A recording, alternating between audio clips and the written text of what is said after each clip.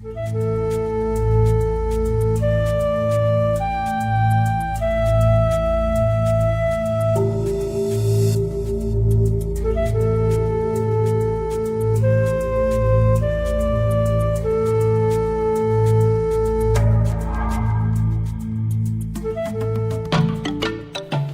the arid Kalahari-Namib ecosystem of southern Africa, we find an introduced woody tree or shrub, commonly known as prosopis or mesquite, which has become invasive and is spreading to the detriment of the environment and local biota.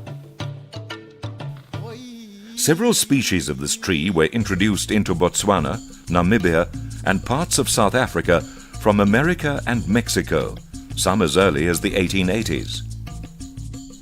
Farmers liked the trees for the shade they could provide, and children liked to eat the pods for their sweet taste. A downside to the eating of the pods, however, is that it can also lead to constipation.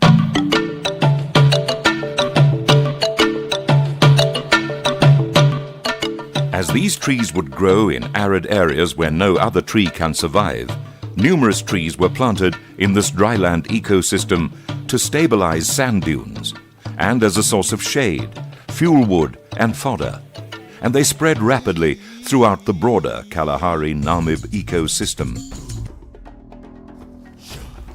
Unfortunately, they have now lost much of their popularity because of their invasive tendencies.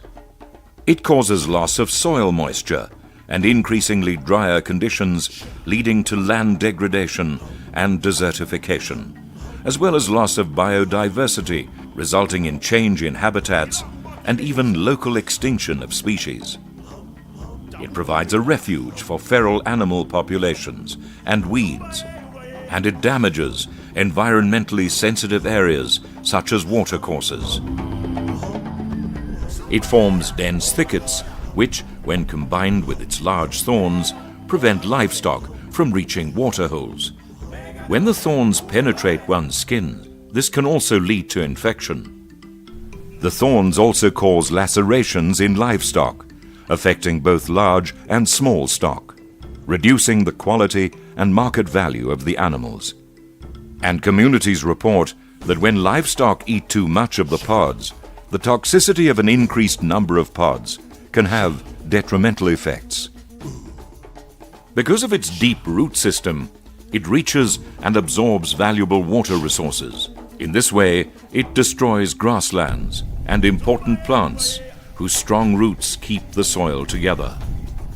During consultations with community members, they highlighted the spread of prosopis as an issue, encouraging the governments and stakeholders working in the Kalahari-Namib to give them the knowledge, skills and tools to control and manage the mesquite. We have a responsibility to balance the management and control with the needs of the rural communities living in these areas who still derive value from the mesquite for firewood, shade and fodder for their livestock. In these dryland areas where livelihood opportunities are limited to employment with government institutions like schools, the post office, hospitals and police, alternative options must also be considered in any management and control. We asked some of them how they felt about the possible eradication of the invader plant. My name is Frederick Titus.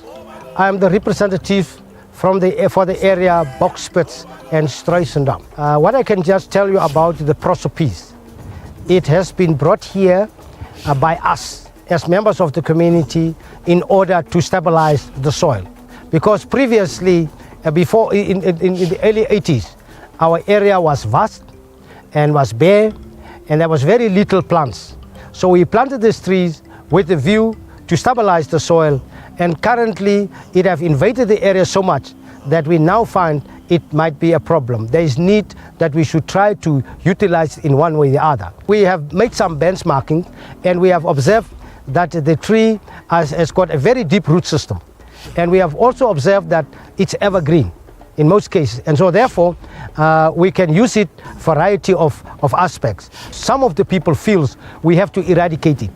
And if we eradicate, we should do it selectively so that we avoid the situation whereby the animals would graze and probably transplant the trees maybe into the rangelands. The prosopis is a good tree. It is a windbreaker in our area. It is also, we can also have fodder out of its pods. And it is also a good tree for shade. And for the community, I think for where the community can benefit out of it is whenever you cut it down, you can make poles out of some of the stems of the prosopis. You can also do furniture like that. And we can also use prosopis for firewood. Die pits het ek mos reeds hier gekom kry. Toe was die pits werkend gewees. Want al die mense het altyd by die pits water geken. Daarna het die pits, die bomme, die pits kom toegegroei. Dat met die pits niks meer gewerk is nie.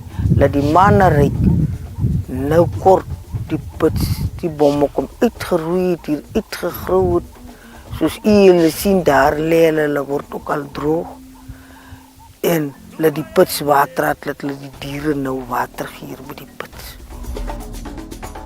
Isak Mochali is a local farmer who is experiencing problems with his water supply.